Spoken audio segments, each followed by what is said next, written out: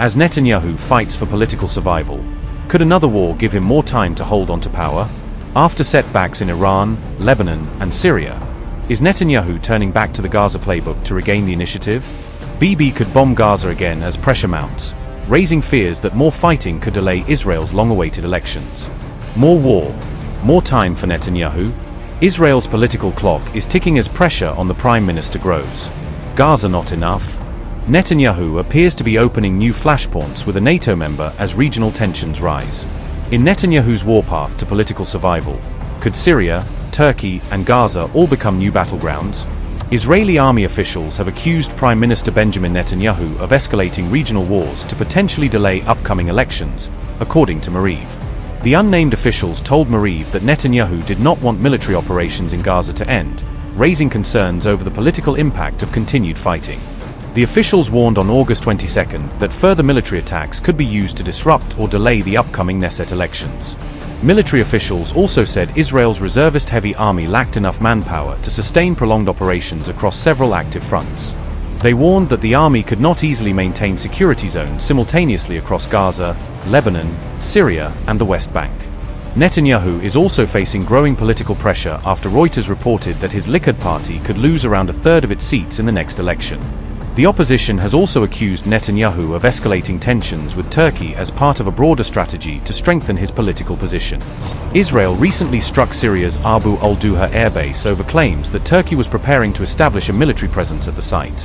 The growing Israel-Turkey tensions have added another regional flashpoint as Netanyahu faces increasing pressure ahead of the Knesset elections.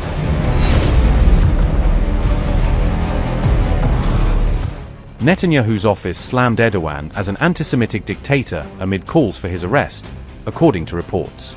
The Israeli Prime Minister's office called Erdogan an anti-Semitic dictator and accused the Turkish leader of repeatedly targeting Israel. The sharp response came as tensions spiked over Turkey's expanding military role in Syria and its increasingly confrontational stance toward Israel.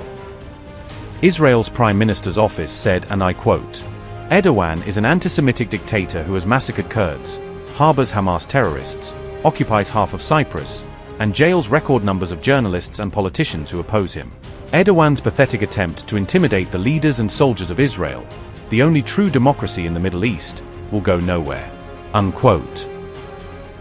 The statement followed an Israeli strike on Syria's Abu al-Duhur airbase on August 18, amid growing tensions over Turkey's military plans in Syria.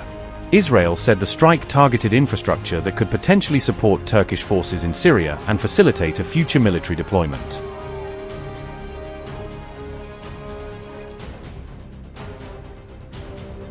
Separately, Israeli planners were reportedly examining options to strike Turkish forces in Syria as tensions between the two countries continue to rise. An analysis suggested that Turkish troops deployed inside Syria may fall outside NATO's Article 5 protection, potentially limiting the alliance's direct response. Israel may consider limited strikes against Turkish forces without directly triggering NATO's collective defense mechanism, according to Israel Hayom. Israel Hayom analysis said, and I quote, "Just because Turkey is a member state in NATO doesn't mean it is protected in Syria. Israel allegedly struck Syria's Abu al-Duhur air base before Turkish forces arrived. The doctrine, deny infrastructure before the flag lands, because once Turkish troops arrive, striking also risks Turkish casualties, retaliation, American intervention." Unquote. The report did not confirm any Israeli bid to attack Turkey directly, but it highlighted a potentially dangerous escalation path between the NATO member and Israel.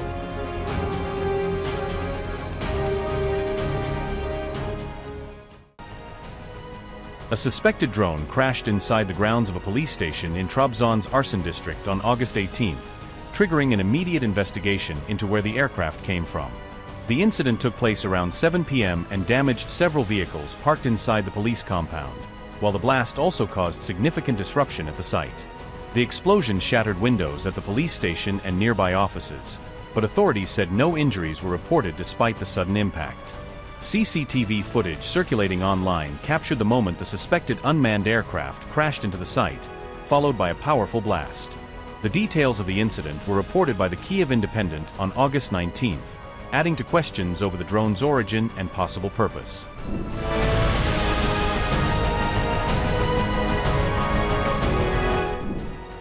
Trabzon Governor Tahir Sahin visited the crash site as Turkish experts began examining the wreckage and collecting evidence from the damaged area. Authorities said the object was preliminarily identified as an unmanned aerial vehicle, although its exact type and origin remained unclear. Investigators are now working to determine where the drone came from, why it crashed, and whether the incident was accidental or linked to a wider operation. Turkey did not immediately blame any country or military operation for the incident, leaving the circumstances surrounding the crash unresolved. The mysterious incident came only weeks after Turkey signed a mutual defense pact with Saudi Arabia and Pakistan, adding greater regional significance to the timing. The emerging alliance was widely viewed as part of a broader regional security alignment involving Iran and Israel, as tensions continue to reshape the Middle East. Turkey, Saudi Arabia and Pakistan signed a mutual defense agreement in Mecca on August 7th, bringing their leaders together amid heightened regional turmoil and security concerns across the Gulf. The pact unites three major Sunni Muslim powers that each retain important, though very different, relationships with the United States, combining Saudi financial influence, Turkish military-industrial capacity, and Pakistan's armed forces. Notably, none of the three states maintains full diplomatic relations with Israel, creating a rare security grouping of US-linked powers that remains politically separate from Washington's closest Middle Eastern partner. Turkey, Pakistan, and Saudi Arabia signed the deal amid a widening Gulf crisis, with regional states facing attacks, threats, and growing uncertainty following the confrontation between Iran, the United States, and Israel. Upgrade your news experience with the all-new HT app. Download now.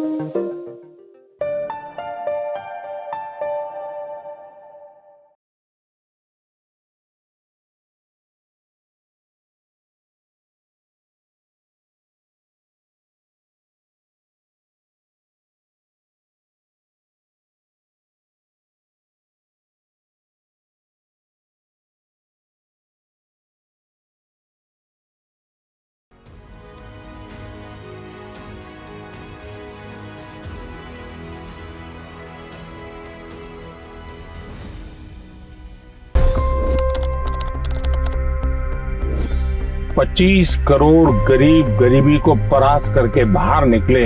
For the good of our nation, let's work together and let's truly make America great again. The fastest news breaks. Requested PM saying that look, you will have to speak to Putin and to Zelensky. The biggest news makers. The relationship with India is probably the most important bilateral relationship the US will have for the rest of this century. The capital delivered quite an election result today. Expert analysis. The million-dollar question today is how to stop this dance of death. Ground reports. I'm standing at the crossroad of the Kumbh Mela. Behind me are more than 100 entry ghats. Long-form interviews. Exclusionary politics is reflected in Manipur case as well. You don't bother because this is a small state. Have you ever wondered what happens when a banking dynasty meets tides of world history, intrigue, and a dash of myth? Why exactly did the US topple the Sheikh Hasina government? HT videos. We don't just break news, we break it down.